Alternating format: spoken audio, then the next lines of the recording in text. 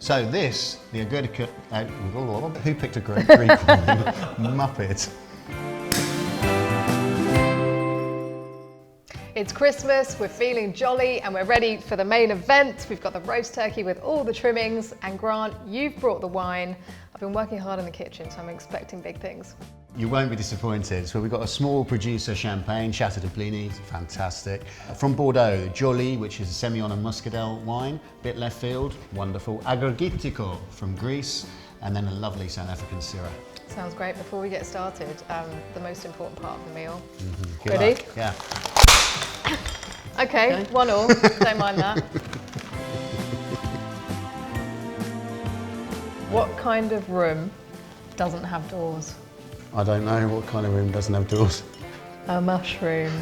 Hey. I don't actually get that. Do you get that? I wouldn't normally do champagne with my Christmas dinner. I'd normally have it as an appetizer. I mean, champagne's just amazing. It really goes with everything. And you know, you've pretty much got everything on the plate here, you know.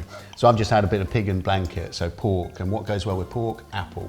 So the apple character in the champagne, that works really well. And for me, like after I'd had a little mouthful, you know, the bubbles and the acidity, I'm ready to go again. Actually, the gravy is really helping with the flavour of it. Yeah. This is aged for 5 years, so it's got a lot of like deep sort of nutty and honeyed character. So it can really stand up to this. It's not like a light, fresh champagne. This is like proper, and it's a bargain, by the way.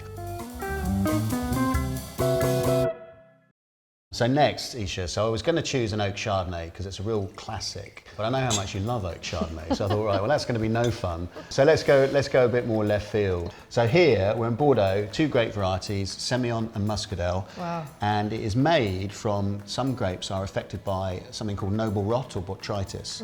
And this rot latches onto the grapes and sucks all the water out. And you're left on the vine with these like filthy, horrible looking raisins. But the wines they produce is absolute nectar, just magic, so complex. Normally, it's used for sweet wines, but here they've made a dry wine with it. Oh, wow. Yeah.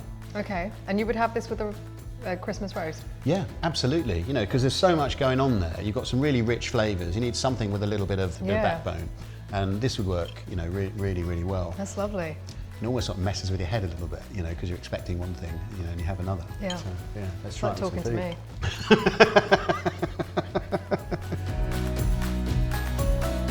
Yeah, that is really nice. I can taste the honey coming through again. Yep. So I love honey on my pigs and blankets, so Yeah. that's winning at the moment. Brilliant. Winning. Brilliant. Right, do you want to pass that one on the right, Isha? Sure. So we're going to Greece, and this is Agiorgitiko is the name of the grape. This is from Nemea in Greece, made at high altitude, and it's a little like Pinot Noir. You can tell by the colour, it's not the deepest, darkest wine, and Pinot Noir, you know, is just great for Christmas dinners. And I'm hoping this is going to smash it too. And I've never had a Greek wine before. No, they're ace. Pressure's on. They're ace, yeah, I love them. Cheers, Isha.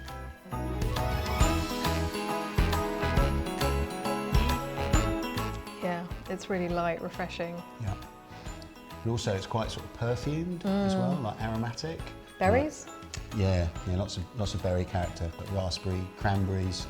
Now this is something that I would normally have with Christmas dinner. Do you think red wine's your thing? Like, have you got a choice between red or white? No, I like everything. If you go to a restaurant, you wouldn't normally have that on the menu, would you? No. Again, this is the sort of like the more adventurous option. I'd recommend people go and try Greek wine. They've been at it for like 4,000 years. So. Now we're going to move on to something a little bit fuller.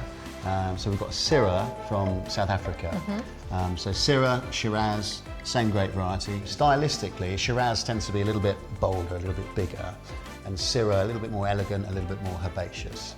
This is made by a lovely man, Joseph Defana, who's a world champion sommelier, an amazing winemaker. He hadn't tried wine until he was 30. You're never too late to get into wine. There you go.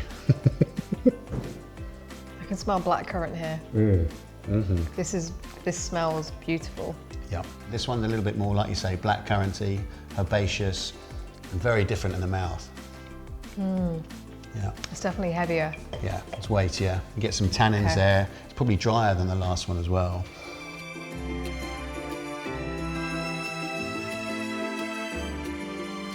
Isha, what kind of dog does a magician have? No idea. A labracadabra.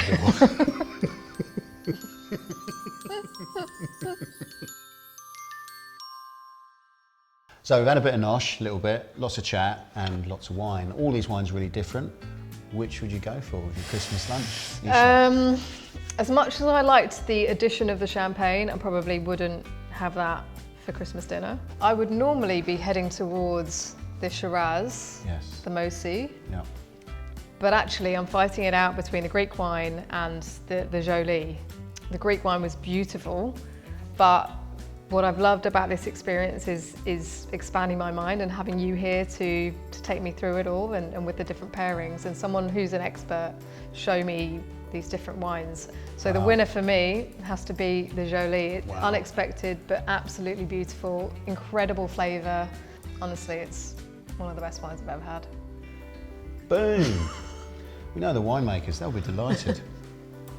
It's got a real kind of red flavour to it, and I've loved drinking this with the food. Great.